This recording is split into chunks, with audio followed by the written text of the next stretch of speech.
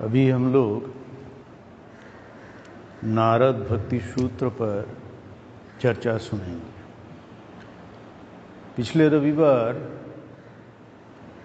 नारद भक्ति सूत्र के चौथे और पांचवें 4 और 5 दोनों सूत्र पर हम लोगों ने चर्चा किया।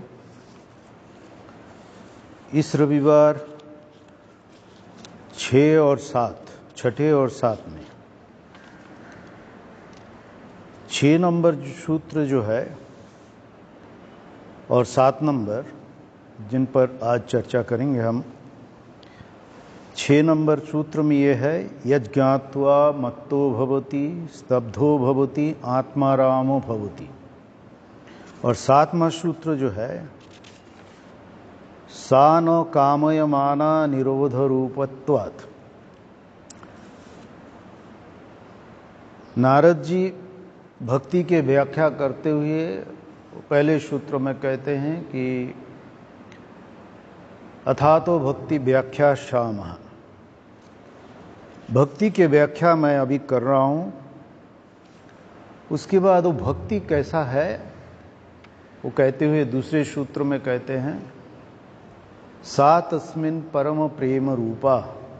वो भक्ति परम प्रेम स्वरूप है। और उसके बाद उस भक्ति को जो प्राप्त करता है वो अमृत स्वरूप अमृत स्वरूप हो जाते हैं। और उसके बाद चौथे सूत्र में हम लोगों ने पढ़ा, यज्ञात्वा पुमान् सिद्धो भवति अमृतो भवति तृप्तो भवति। अर्थात जिस भक्ति को प्राप्त कर साधक सिद्ध हो जाते, अमृत हो जाते, तृप्त हो जाते हैं।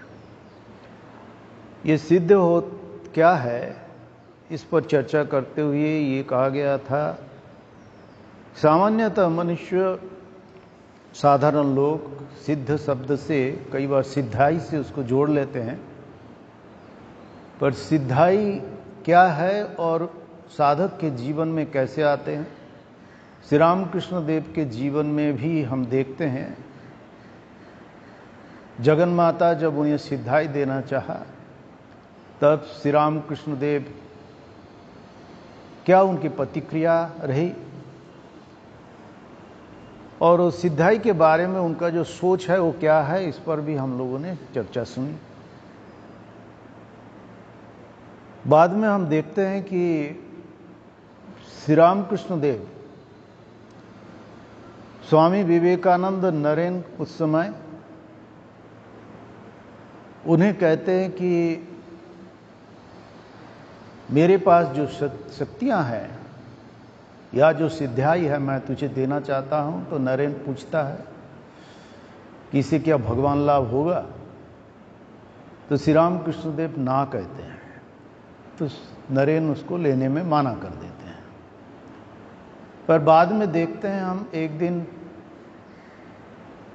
काशीपुर में श्री रामकृष्ण देव नरेन को बुलाते हैं और कहते तू ध्यान में बैठ।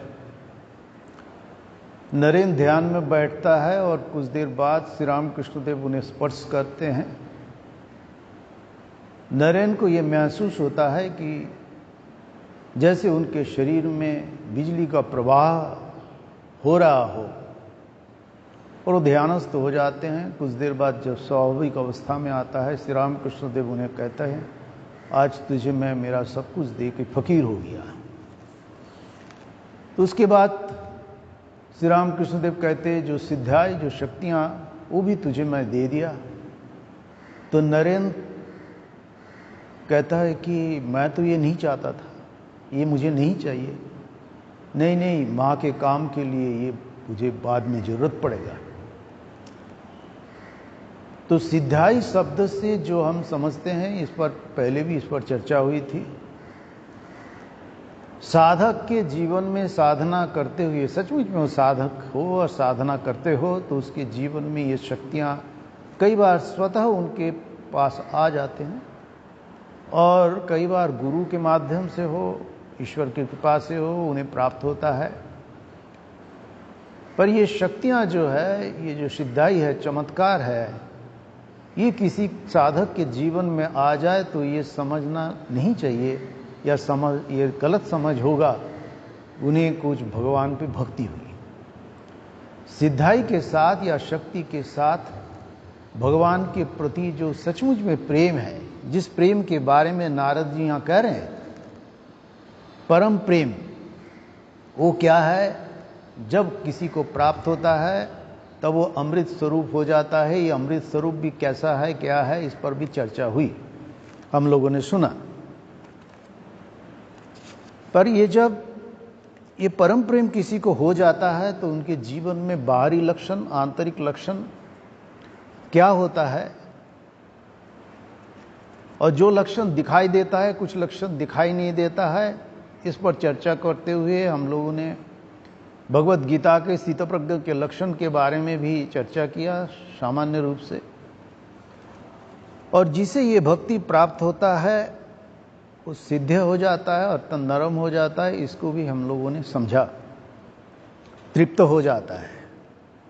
अर्थात जागतिक जो भोग सुख है, जिसे हम भोग सुख समझते हैं, इंद्रिय तृप्ति का साधन समझते हैं, उसको जैसे कोई प्राप्त करता है और भोग करता है, जैसे तृप्त होता है सामान्यतः, और एक आंतरिक तृप्ति और उसके साथ उसके बाहरी तृप्ति के एक प्रभाव उनके जीवन में दिखता है, सांसारिक जीवन में।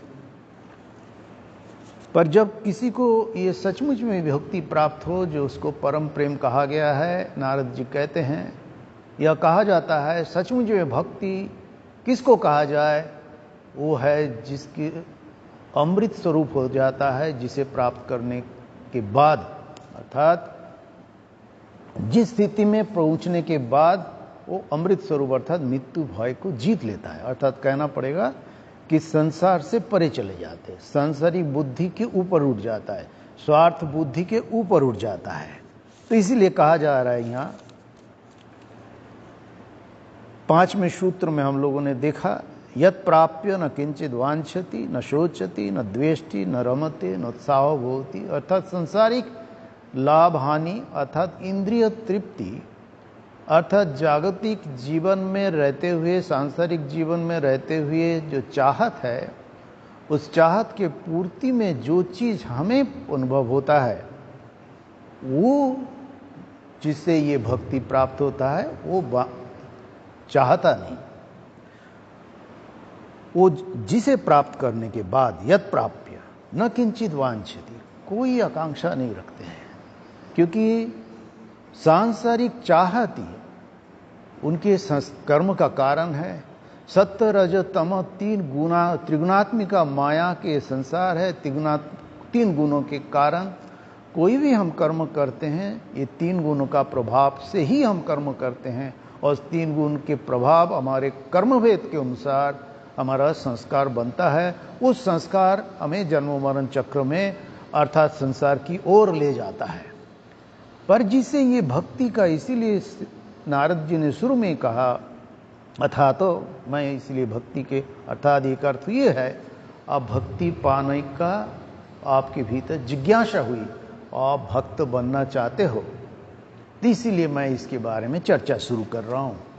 पर जिसे ये प्राप्त होता है उसे क्या नहीं होता है, न किंचित वांछति न शोचति न द्वेष्टि न रमते न उत्साहो भवति। अर्थात किसी चीज में उत्साह ही नहीं होता है, अर्थात संसारिक जो भगवान से दूर ले जाता है, ऐसी चीज और इंद्रिय तृप्ति का कारण जो है, जो संसार में हमें रखता है, बांध के रखता है, इस चीज में वो रुचि नहीं लेता है। तो रुचि तो नहीं लेता है, पर उसकी स्थिति किस प्रकार होता है। हम लोग नारद भक्ति सूत्रों की चर्चा भी रामकृष्ण देव या मां या स्वामी जी के जीवन से जुड़े हुए घटनाओं के साथ देखने का प्रयत्न करेंगे और कर भी रहे हैं। इसके पहले ये सिद्धाई के बारे में बात करते हुए, जैसा मैंने कहा, स्वामी जी के जीवन में भी ये सिद्धाई का प्रभाव देखने को मिलता है। पर साधक जब सांसारिक लाभ हानि की बात नहीं सोचते हुए दूसरे को आध्यात्मिक पथ पर ले जाने के लिए इसका प्रयोग करता है, तब वो बंधन का उसका कारण नहीं होता है। जैसे हम स्वामी जी के जीवन में भी सिद्धाई का प्रभाव देखते हैं, और श्री राम कृष्ण देव के जीवन में भी हम देखें, माँ जगन माता उन्हें जब सिद्धाई देना चाहा तो श्री राम कृष्ण देव का जीवन में घटना, जैसा मैंने पहले भी कहा कि दक्षिणेश्वर में हम देखते हैं रात के समय वो खाट के चारों तरफ दो भाग रहे हैं, और वो जब भक्त लोगों ने पूछा कि आप ऐसा क्यों कर रहे थे, तो बोले माँ मुझे एक टोकरी में भरकर सिद्धाई देना चाह रही थी, मुझे वो नहीं चाहिए था, इसलिए मैं भाग रहा था। अच्छा, ये जो श्लोक सूत्र हम आज चर्चा करेंगे, जज ज्ञात्वा मत्तो भवति, इसको समझना पड़ेगा। श्री राम कृष्ण देव के जीवन में हम ये तीनों चीज देखते हैं, और जिसे परम भक्ति प्राप्त होता है, स्वामी जी के जीवन में भी इसका प्रभाव हम देखेंगे, इस पर भी मैं चर्चा करूंगा। तो जिसे प्राप्त करके मत्तो भवति, स्तब्धो भवति, आत्मारामो भवति, इसको हम जगत संसार के सत्व रजत तमो 3 गुण के साथ तुलनात्मक विचार हम करेंगे। तो इसके पहले जो चर्चा हुई थी स्वामी जी के जीवन की बात, पिछली बार हमने चर्चा किया था कि स्वामी जी जब अमेरिका में डिट्रॉइट में थे, तो एक उनके परिचित किसी उनके भक्त के घर रुके हुए थे। तो भक्त भी उनका भी कोई दोस्त था जो बड़े धनी व्यक्ति थे। तो उनको कहा कि मुझे ऐसा एक संत मिला है भारत से आए हुए, आप उनसे मिलना चाहोगे, बहुत ही प्रभावशाली है, मैं तो बहुत ही उनसे प्रेरित हूं। तो उन्होंने ज्यादा रुचि नहीं लिया था। इस पर चर्चा करते हुए उस घटना को मैं रखा था, नाम नहीं बताया था, पर आप लोग सब जानते हैं जो स्वामी जी के जीवन से परिचित है, रॉकफेलर, वो बहुत पैसे वाले थे।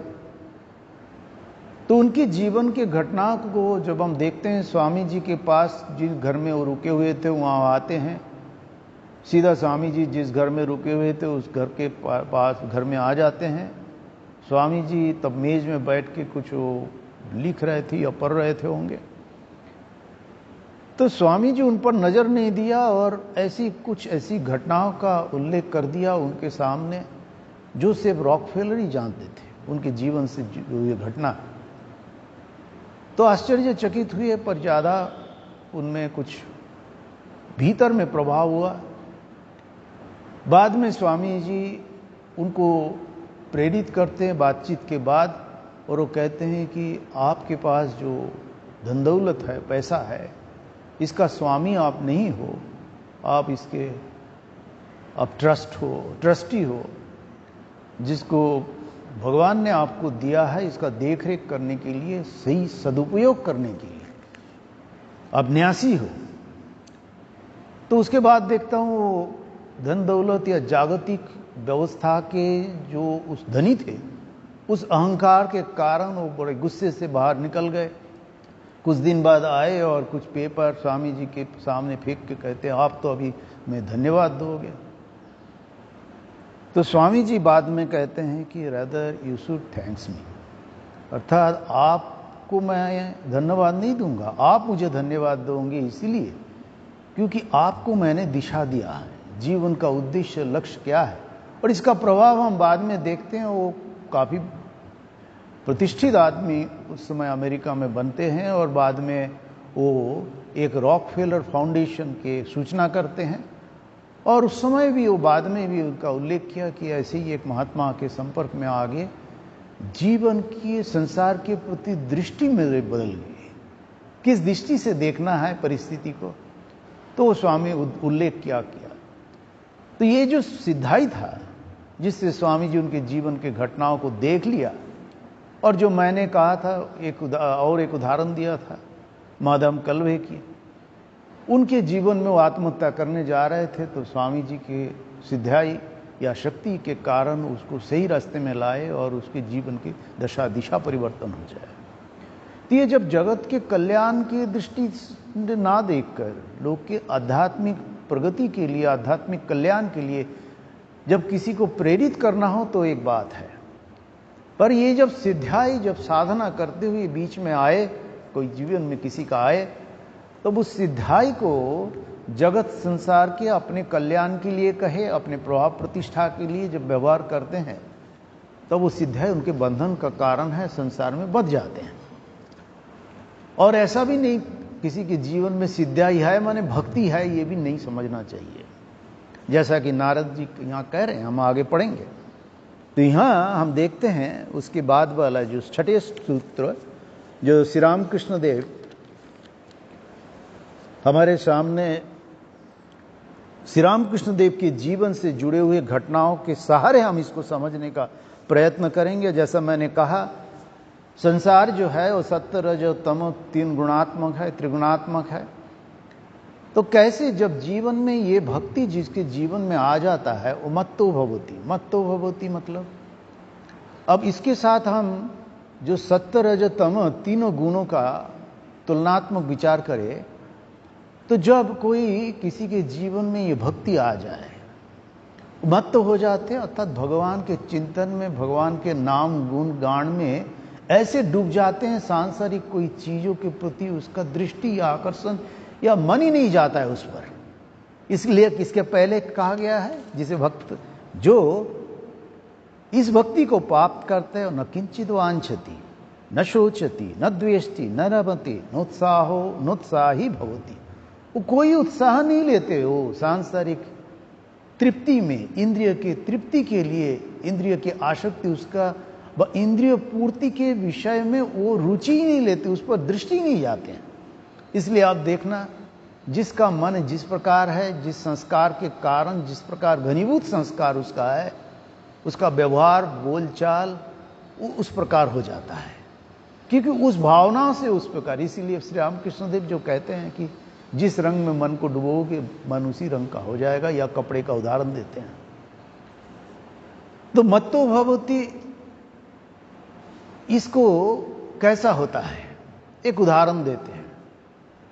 आप लोगों ने गिरीश चंद्र घोष का नाम सुना, बंगाल के प्रसिद्ध नाटककार। गिरीश घोष के जागतिक जीवन की बात करें, देखो जब ये इसके पहले का सूत्र ऐसे मिला के हम जब पढ़ते हैं तब और समझ में आता है। यत प्राप्य न किंचित वांछति, जिसको ये प्राप्त नहीं हुआ है वो वांछा करते हैं, चाहत उसके जीवन में है। जिसे ये भक्ति प्राप्त नहीं हुई है वो शोक करता है, क्योंकि चाहत है तो शोक है, दुख है और खुशी भी है। और जिनके जीवन में ये भक्ति प्राप्त नहीं हुई, अर्थात सांसारिक बुद्धि के साथ वो द्वेष करता है, राग करता है। और जिसके जीवन में ये भक्ति प्राप्त नहीं हुई, वो संसार के भोग को प्राप्त करने के लिए, चीजों को पाने के लिए उत्साही होते हैं, कर्म करते हैं। कर्म के पीछे उसका उद्देश्य है कुछ चीज प्राप्त होगा। इसीलिए बार बार महापुरुष लोग कहते हैं, तुम इस भक्ति को अर्थात भगवान को प्राप्त करना चाहते हो तो क्या करो, न सांसारिक ये जो चीज है इस पर वासना मत करो, और इस सांसारिक इस चीज को प्राप्त करने का प्रयत्न करोगे, चाहोगे। क्योंकि संसार का जो भी कुछ कर्म करते हैं, तीनों चीज रहता है, सत्य रजतम। या तो तुम्हें सत्य की ओर ले जाएगा, या रजोवृद्धि का कारण होगा, या तमो के लिए कारण होगा। तो इसीलिए कहा जा रहा है, जिसे ये भक्ति प्राप्त होता है, ये तीनों चीज, ये बाकी चीज नहीं चाहता है। अच्छा, पर भक्त जो है, तो हम सोचते हैं कि हमें परम भक्ति को सात परम प्रेम रूपा भक्ति कहा जाए, सात अस्मिन परम प्रेम। तो जिसे परम प्रेम प्राप्त नहीं हुई वो भक्त नहीं है, अमृत स्वरूप नहीं है, जो ये सब चाहते नहीं है, तो मतलब हम भी भक्त नहीं है, ये प्रश्न हो सकता है। पर यहां भगवत गीता में हम देखते हैं भगवान कृष्ण क्या कहते हैं। भगवान कृष्ण अर्जुन को कहते हैं, भगवत गीता के 7वें अध्याय के 16वां सूत्र, ये जो शास्त्र में जो भी कुछ हम पढ़ते हैं, अलग अलग नाम से हम पढ़ते हैं, ज्ञान के रास्ते संबंधित हो, ब्रह्मसूत्र हो, भक्ति के रास्ते की बात हो, नारद पंचरात्र हो, या योग के माध्यम से हो, ये पातंजल योग सूत्र में हो, अलग अलग शब्द के द्वारा वही एक ही सत्य को समझाने का प्रयास है। भगवत गीता में ये उपनिषद का सार है, वेद का सार है, हम कह सकते हैं कि सूत्र के रूप में हमारे सामने है, यह कहे कि ये भगवान अर्जुन के माध्यम से हमारे सामने इस सत्य को रख रहे हैं, या भगवान क्या कह रहे हैं? चतुर्विधा भजन्ते माम जना सुकृति नो अर्जुन। अर्थात भगवान कह रहे हैं कि ये अर्जुन, ये 4 प्रकार के यहाँ भक्तों की बात हो रहा है। सामान्य दृष्टि से भक्तों की बात है, आर्त, जिज्ञासु, अर्थार्थी, ज्ञानी। इसके साथ परम भक्ति का कोई संबंध नहीं है, पर ये भी भक्ति अर्थात भक्ति मार्ग में चलने का प्रयत्न कर रहे हैं। और हम आगे जाके देखेंगे स्वामी जी के जीवन में भी यही घटना हम देखेंगे। जिस स्वामी जी कैसे मां काली के पास जाके मांगते हैं, उस पर हम आगे चर्चा करेंगे। तो यहां भगवान खुद कह रहे हैं कि हे भरत श्रेष्ठ अर्जुन, भरत ऋषभ श्रेष्ठ, रोगादि से पीड़ित मुमुक्षु, इस लोक और परलोक के अर्थकामी। हम चाहते हैं ये संसार में रहे, बड़ा अच्छा से रहे, सब कुछ मिल जाए और उसके बाद स्वर्ग प्राप्ति हो, वहां जाके और भोग का और परसेंटेज बढ़ जाएगा, हमारा भी क्षमता बढ़ जाएगा। ऐसी तरह तरह कल्पना करते हैं, स्वर्ग की कल्पना करते हैं। और उसके साथ परोक्ष रूप में ज्ञानी, आर्त, जिज्ञासु, अर्थार्थी, ज्ञानी, ये 4 प्रकार के भक्त होते हैं। उनमें भी भगवान की कृपा है, भगवान कृपा करते हैं इनके प्रति भी। पर ये नारद भक्ति सूत्र में नारद जी जो भक्तों की बात कर रहे हैं, परम भक्ति की बात कर रहे हैं, इसके साथ उसका कोई संबंध नहीं है। पर आर्त हो, जो उसके जीवन में कष्ट है, रोगादि से पीड़ित है, तो वो किससे मांगे? तो उनको पता है कि भगवान से हम मांग सकते हैं, वही अपना है, तो हम उनसे मांग के देखें। तो भगवान से प्रार्थना करते हैं ये रोग मुक्ति के लिए। अर्थार्थी अर्थात संसार में, संसार के परे जो सब ये हम स्वर्गों की कल्पना है, उसकी बात करें तो उसके लिए मुझे कुछ प्राप्त हो, वो एक प्रकार के भक्त होते हैं। और जो मुमुक्षु मुक्ति लाभ के लिए चेष्टा कर रहे हैं, वो भगवान के पास जा रहे हैं, आ रहे हैं, उनकी बात सुन रहे हैं, वो भी मुमुक्षु है, चेष्टा है, पर उसके भी जीवन में परम प्रेम प्राप्त नहीं हुआ, वो अमृत स्वरूप नहीं हुए। वो ये सब जो चाहत है, वो चाहत से परे नहीं गया है। और ज्ञानी जो वो भगवान को प्राप्त करने के लिए प्रयत्न कर रहे हैं, साधना कर रहे हैं, मान लो भगवान प्राप्ति के रास्ते में काफी आगे बढ़ गया है, पर ज्ञानी के साथ भक्त का तुलना नहीं है। पर ज्ञानी भी एक प्रकार से ज्ञान प्राप्ति के पहले तक वो कहीं एक उसके विश्वास है जो ऐसा हो सकता है, इस चीज को हम प्राप्त कर सकते, इस हिसाब से उसको ज्ञानी माने। ये अद्वैत ज्ञान की बात नहीं कर रहे, अर्थात भगवान ही सत्य है और बाकी सब कुछ मिथ्या है। ये सामान्य बोध जिसको हुआ, इस दृष्टि से इसको ज्ञानी हम कह सकते हैं। क्योंकि भक्त को 4, ज्ञानी तो भक्त नहीं है, वो तो बस अहम ब्रह्मास्मि का। पर यहां जो ज्ञानी की बात किया जा रहा है, उसकी वो वही बात है कि भगवान है, भगवान ही सत्य है, बाकी सब कुछ माया है। इस दृष्टि से ज्ञानी की बात हो रहा है। तो यहां जो कह रहे हैं भक्त 4 प्रकार के, स्वामी जी के जीवन में भी हम इस चीज को देखते हैं। और जो इस भक्ति को प्राप्त करता है या भक्त होने का कोशिश करते हैं, इस परम प्रेम को प्राप्त करता है, उसके जीवन कैसा होता है? वो कई बार अलग अलग प्रकार के आचरण करता है। कभी पिशाचवत आचरण करता है, कभी बालकवत, कभी उन्मादवत, जिसको ये ज्ञान प्राप्त हुआ। तो जब हम श्री राम कृष्ण देव की जीवनी पढ़ते हैं, वहाँ एक उन्मादवत अवस्था का भी एक उदाहरण हम देखते हैं। सर ठाकुर के जीवन में भी था। और हम देखते हैं श्री राम कृष्ण देव जब दक्षिणेश्वर में थे, तो हृदय राम उनके साथ रहा करते थे। तो एक बार श्री राम कृष्ण देव देखते हैं दक्षिणेश्वर में जो भोग प्रसाद के बाद जहाँ पत्तल फेंका जाता है, वहाँ एक ऐसे पागल टाइप के आदमी आके वो कुत्ते के साथ, कुत्ते भी खा रहे हैं, उसके साथ भी वो भी पत्तल से निकाल के खा रहे हैं। पर ज्ञानी को, ज्ञानी जो है वो पहचान सकते हैं। साधारण लोग बोलेगा पागल है, अरे लोग बुलाने भी लगे, अरे हमारे साथ आओ, यहाँ बैठ के प्रसाद लो, पर वो कोई ख्याल नहीं है, बस वो कुत्ते के साथ ही कुत्ते के गले में हाथ डाल के वही भोग ले रहा है। श्री राम कृष्ण देव हृदय को कहते हैं, अरे हृदय देख, वो ज्ञानी है, जाओ उनके पास जाके कुछ ज्ञान प्राप्त कर। हृदय राम को भी देखा, क्योंकि हृदय राम की दृष्टि सोच जो है, भले ही श्री राम कृष्ण देव का सेवा बहुत उन्होंने किया, पर सांसारिक बुद्धि के द्वारा उनके लिए संसारी सब कुछ था। तो श्री राम कृष्ण देव, अरे मामा तुम भी पागल, और उसको कहाँ हो, तो दिख ही रहा है वो पागल है।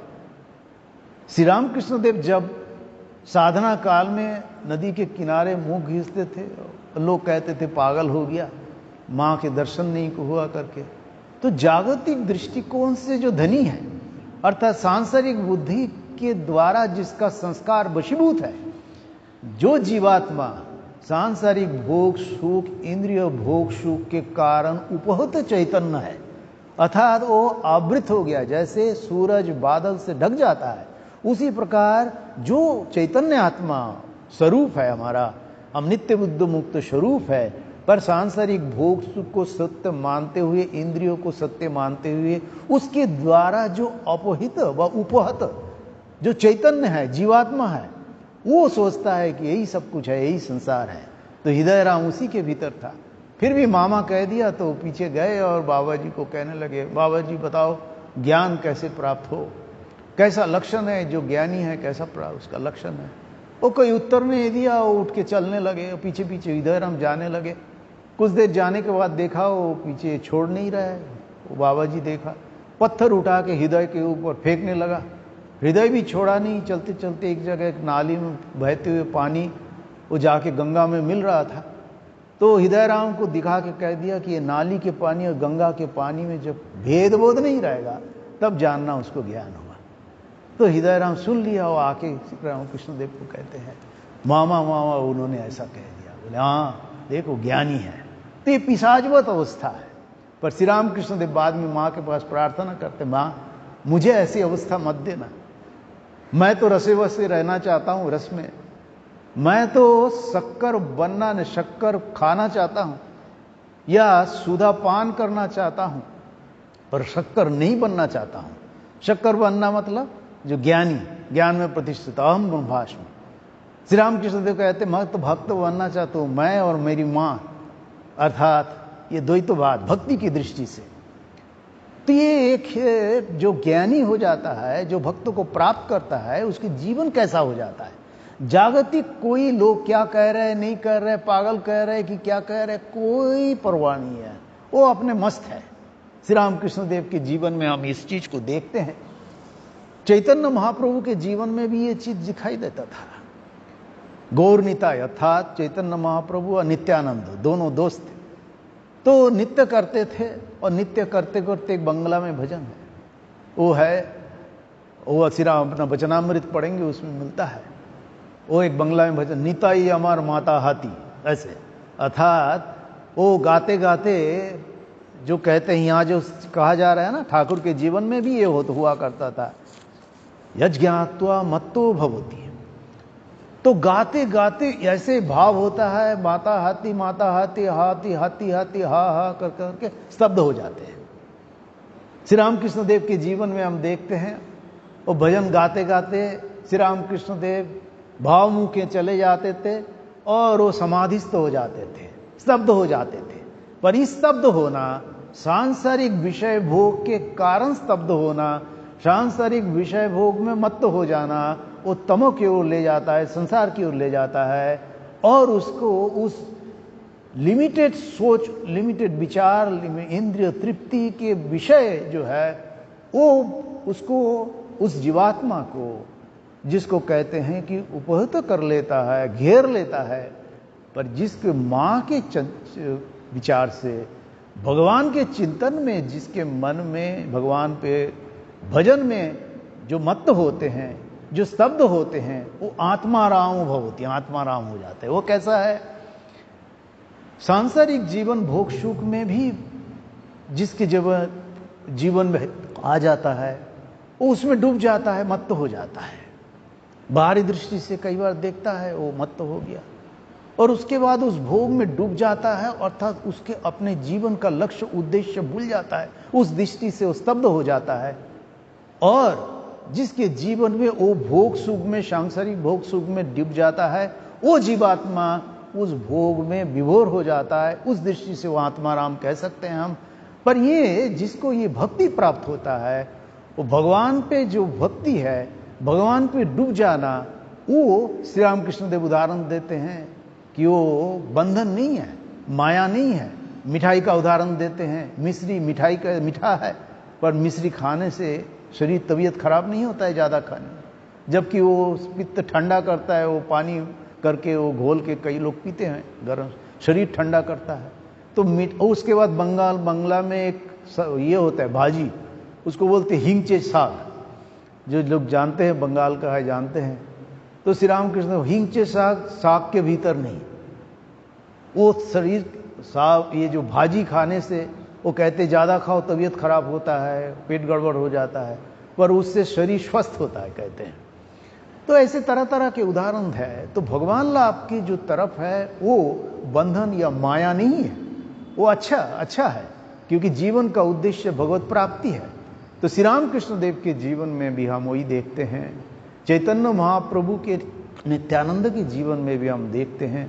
श्री रामकृष्ण देव माँ के नाम करते करते, भजन गाते गाते, भजन सुनते सुनते वो विभोर हो जाते थे, और उसके बाद नाचते नाचते धीरे धीरे शांत हो जाते थे, स्तब्ध हो जाते थे।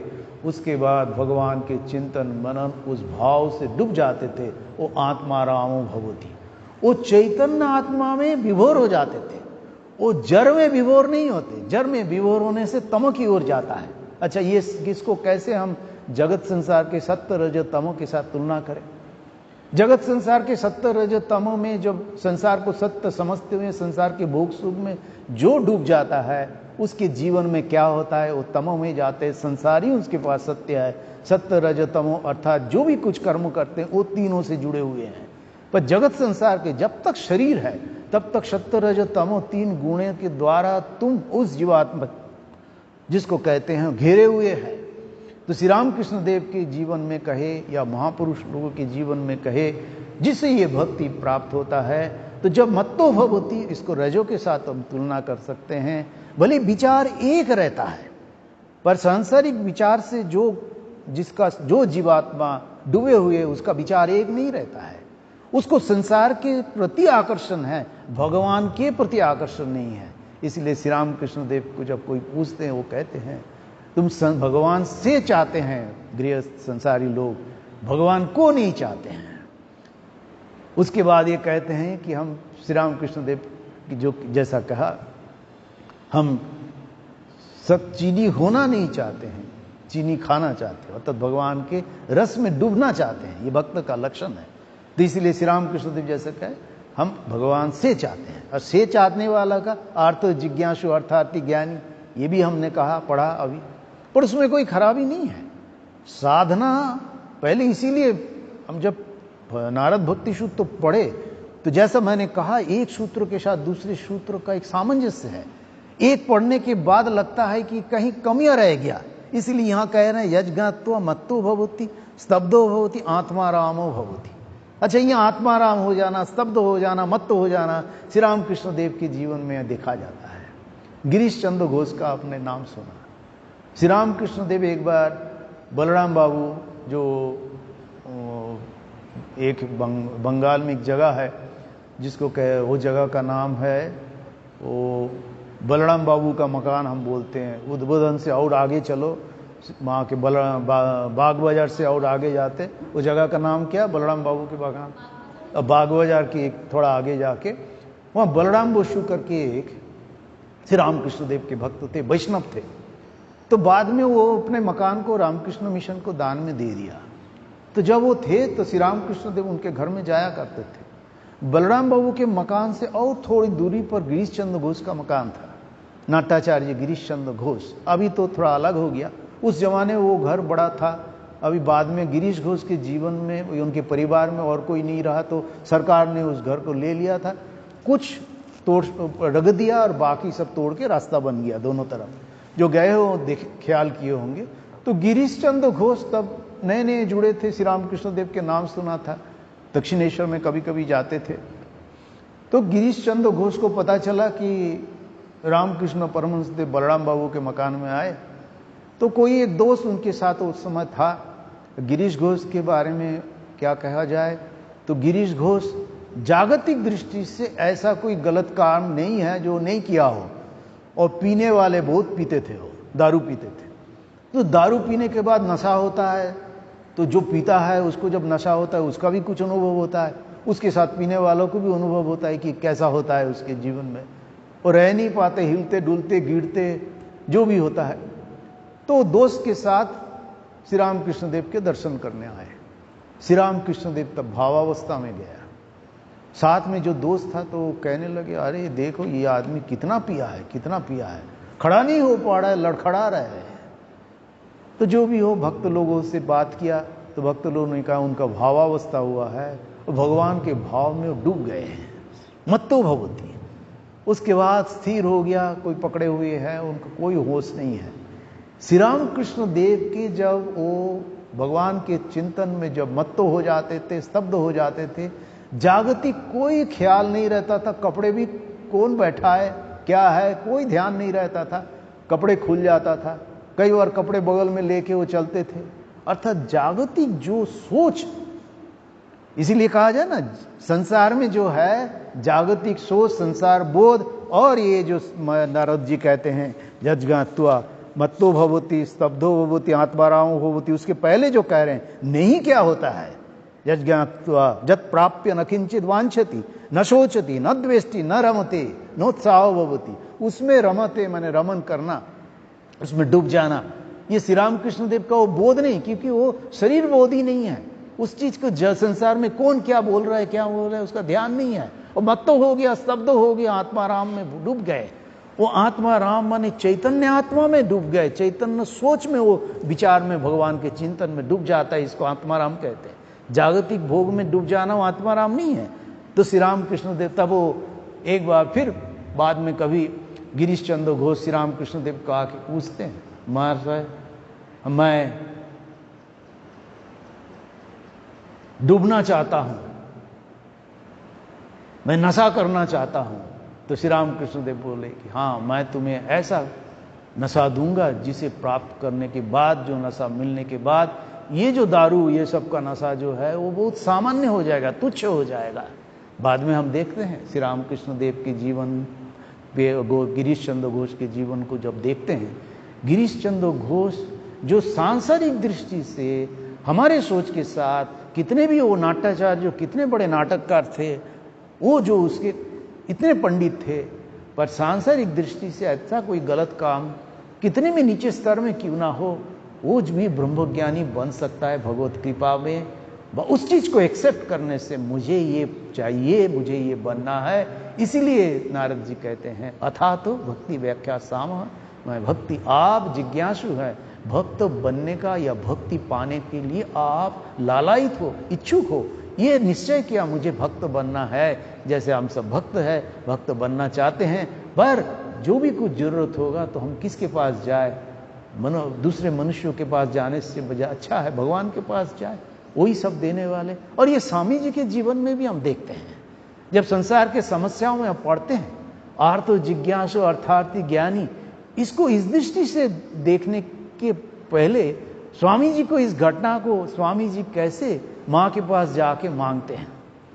स्वामी जी आप जानते हैं शुरू में काली माँ को विश्वास नहीं करते थे, वो क्या पत्थर के मूर्त है, क्योंकि ब्राह्मण समाज से जुड़े हुए थे, ब्राह्मण समाज में जुड़े हुए ने कारण मूर्ति पूजा में वो लोग विश्वास नहीं करते थे, लिखवा के ले लेते थे, लिखवा के माने उसमें फॉर्म फिलअप करवाते थे, ये तुम करोगे। तो स्वामी जी के जीवन को हम जब देखते हैं, संसार में रहना है, संसार की अलग अलग परिस्थिति के भीतर हमें स्ट्रगल करना पड़ता है।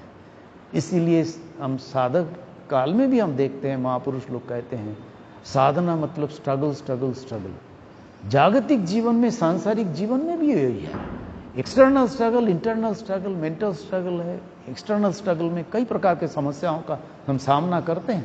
स्वामी जी के जीवन में हम वही चीज देखते हैं। जो स्वामी जी सप्त ऋषियों का एक ऋषि, भगवान स्वयं अपने कार्य के लिए जिसको लेकर आए थे, उस स्वामी जी के जीवन में हम देखते हैं पिता के मृत्यु के बाद घर के आर्थिक अवस्था इतने दयनीय हो गए कि खाने पीने का नहीं रहता था। जिस दिन स्वामी जी को दिखता था कि घर में खाने का सामान बहुत कम है, माँ को कह देता था कि मैं बाहर चल रहा हूँ, कोई दोस्त खाने के लिए बुलाया, ऐसा बोल के चले जाते थे। दिन भर घूम घाम के रात को आते थे, बिना खाए पिए सो जाते थे। पर ऐसे ऐसे देखते देखते जब स्वामी जी को अपने परिवार के दुख कष्ट को देखा नहीं गया, तब उनके मन में एक बार आया, क्यों ना हम ठाकुर को बोले, माँ काली उनकी बात तो मानते हैं, तो मैं ठाकुर के पास नरेन आया और कहने लगा कि आप माँ को बोल के मेरे परिवार के जो अन्न वस्त्र का इतना कठिनाई है, इतना कष्ट है, ये दूर हो जाए, इसके लिए आप प्रार्थना करें। श्री रामकृष्ण देव क्या कहते हैं? श्री रामकृष्ण देव कहते, तू तो माँ को नहीं मानता, मैं बोलने से माँ क्यों सुनेगी? तू तो माँ को मानता नहीं। उसके बाद श्री रामकृष्ण देव कहते माँ स्वामी जी को, एक बार जा, आज अच्छा दिन है, तू माँ के पास जाके जो मांगेगा माँ देंगे। अर्थ पर इसको देखे स्वामी जी के जीवन के साथ, स्वामी जी को ना अर्थ बोल सकते, ना जिज्ञासु बोल सकते, अर्थार्थी ज्ञानी, ये चारों में नहीं है। क्यों नहीं है वो हम बताएंगे। क्योंकि स्वामी जी को परम पराभक्ति प्राप्त हुए थे उसके शुरू में, क्योंकि जब भी भगवान ने उन्हें स्पर्श किया, भगवान की कृपा से उन्हें उस स्तर तक पहुंच गए। और स्वामी जी के जीवन में हम वो देखते हैं। स्वामी जी गए माँ के पास जाके, श्री रामकृष्ण देव, जो लोग ये घटना से परिचित है, पढ़े हैं, देखते हैं, स्वामी जी माँ के पास जाके प्रार्थना करने गए दक्षिणेश्वर में। अब दक्षिणेश्वर जो लोग देखे होंगे, गए देखते हैं, वो देखे होंगे, आप दक्षिण की ओर से सीढ़ी से चढ़ो तो माँ की दरवाजा और माँ के मंदिर है। स्वामी जी जाते हैं, माँ से प्रार्थना करते हैं कि माँ मुझे ज्ञान दो, भक्ति दो करके वो मांग नहीं पाते, चले आते हैं। एक भावुक होके भाव में डूब जाते हैं। ये श्री रामकृष्ण देव की ये लीला हो सकता है, भगवान की ये लीला हो सकता है, और कहते भी है भगवान की लीला है। श्री रामकृष्ण देव दोबारा भेजते हैं, नहीं कर पाते हैं, नहीं मांग पाते हैं। श्री रामकृष्ण देव के पास लौट कर आते, श्री रामकृष्ण देव ने डांटते हैं, और क्या रे तू माँ के पास ये जाके मांग नहीं सका? तो स्वामी जी ने श्री रामकृष्ण देव को कहा, ये आपका ही करा धरा होगा, आप नहीं ऐसा कुछ कर रहे होंगे जाओ जिससे मैं मांग नहीं पा रहा हूं। अरे मैंने क्या किया? तुझे तो माँ के पास भेजा, तू मांग नहीं पाया, तो मेरे को क्यों कह रहे हैं? जा तीसरी बार जा, माँ के पास जाके मांग। स्वामी जी सचेत होकर जाते हैं और एकदम अपने आप को संभालते हुए माँ के पास जाते हैं, और उनके मन में एक विचार आता है, जब भगवान के पास जाके हम संसारिक सुख भोग की बात करो, उनको एक कहानी याद आ जाती है। आप लोग भी पढ़े होंगे, श्री रामकृष्ण देव एक कहानी कहा करते थे। श्री रामकृष्ण देव की एक कहानी इस प्रकार है। कुछ भक्तों लोगों के पास भगवत प्रसंग को करते हुए श्री रामकृष्ण देव ने कहा, एक बार कोई राजा उनके किसी प्रजा के ऊपर बहुत वो प्रसन्न हुए, तो कहने लगे कि तुम्हें जो मांगना है मांगो, मैं दूंगा। राजा वो प्रजा को कहा, तो प्रजा ने कहा कि राजा आप मुझ पर प्रसन्न हुए तो मुझे कुमरा दे दीजिए, कद्दू, बड़ा कद्दू दे दीजिए। इसको मजाक में कहते हैं, भगवान के पास जाके हम क्या संसारिक सुख भोग की बात करें? स्वामी जी के मन में वो कहानी याद आ गई और उनके मन में बड़ा खराब लगा कि मैं भगवान के पास जाके संसार के भोग सुख की बात करूं, क्योंकि ये भक्ति उनको प्राप्त हुई थी। ये नारद भक्ति सूत्र में, दूसरे सूत्र में जो गए थे, सा भक्ति सा तस्मिन परम प्रेम रूपा, उस परम प्रेम को प्राप्त होने से क्या होता है? यत् प्राप्य न किंचित वांछति न शोचति न द्वेष्टि न रमति न उत्साहो भवति। संसार की चीजों पर क्या होता है?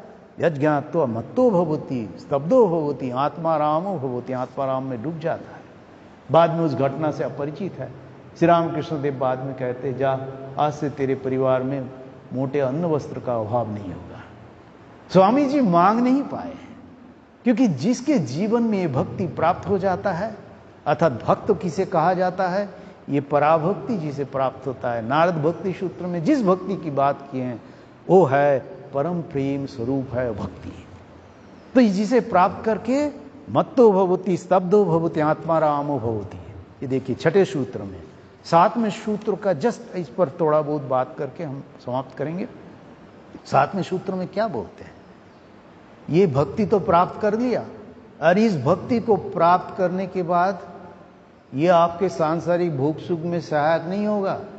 कहा जा रहा है सा न कामय माना निरोध रूपत्वात्, उससे कामना वासना नहीं हो सकता है पूर्ति। वो भक्ति जिसे प्राप्त करता है। क्यों नहीं होता है? जिसके मन में कामना वासना रहता ही नहीं हो, कामना वासना क्या करेगा? इसलिए भक्ति के लक्षण के बाद बताया गया है, यत् प्राप्य न किंचित वांछति न शोचति न द्वेष्टि न रमति नोत्साहो भवति। उसके बाद क्या है? वो मत्तो भवति स्तब्धो भवति आत्मारामो भवति। उसके बाद सा न कामयमाना निरोध रूपत्वात्।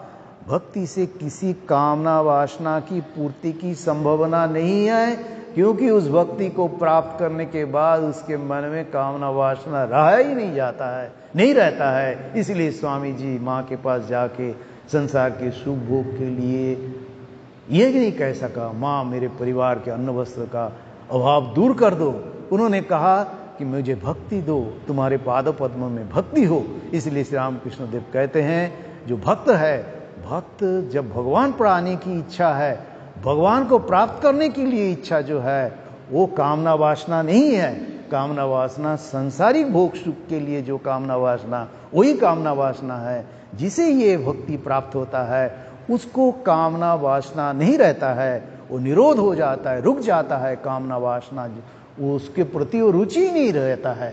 संसारी लोगों की रुचि कामना वासना में रहता है, पर जिसे ये भक्ति प्राप्त होता है, इसलिए भक्ति इसके द्वारा, अर्थात भक्ति का रिजल्ट क्या है? सानो कामयमाना निरोध रूपत्वात्। कामना वासना अर्थात जागतिक कामना वासना की पूर्ति नहीं होती, क्योंकि वो रास्ता बंद हो जाते, निरोध मतलब रुक जाता है वो भक्ति प्राप्त करने के लिए।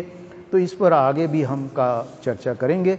इसके बाद वाला, इसलिए निरोध, और जैसे मैंने कहा कि एक सूत्र के साथ दूसरे सूत्रों का एक संपर्क रहता है, क्योंकि इसके बाद 8 नंबर सूत्र में कहा जाता है, निरोधस्तु लोक वेद व्यापार नाश। ये क्या है, इस पर भी आगे हम अगली बार चर्चा करेंगे। आज इतना ही अभी हम लोग ध्यान करेंगे, पर इसके अंत में आगे जब हम नारद भक्ति सूत्रों की चर्चा समाप्त करेंगे, हम इस चर्चा को समाप्त करने के बाद फिर से उनको याद करते हुए समाप्त करेंगे, और ये बार बार याद करेंगे कि भक्तों को भगवत प्रसंगों भगवत चर्चा करना चाहिए। इसलिए ये समाप्ति इस प्रकार करें हम, एक सूत्र है उसका एक अंश मैं पढ़ के सुनाता हूँ, और ये भाव के साथ समाप्त करेंगे। हरेर नाम हरेर नामैव केवलम कलौ नास्त्येव नास्त्येव नास्त्येव गतिरन्यथा। उनका चिंतन मनन छोड़ के कोई उपाय नहीं है। जो भगवत प्राप्ति जीवन का उद्देश्य को स्वीकार किया उसके लिए। आज इतना ही। ओम शांति शांति शांति। हरि ओम तत्सत। श्री रामकृष्णार्पणमस्तु।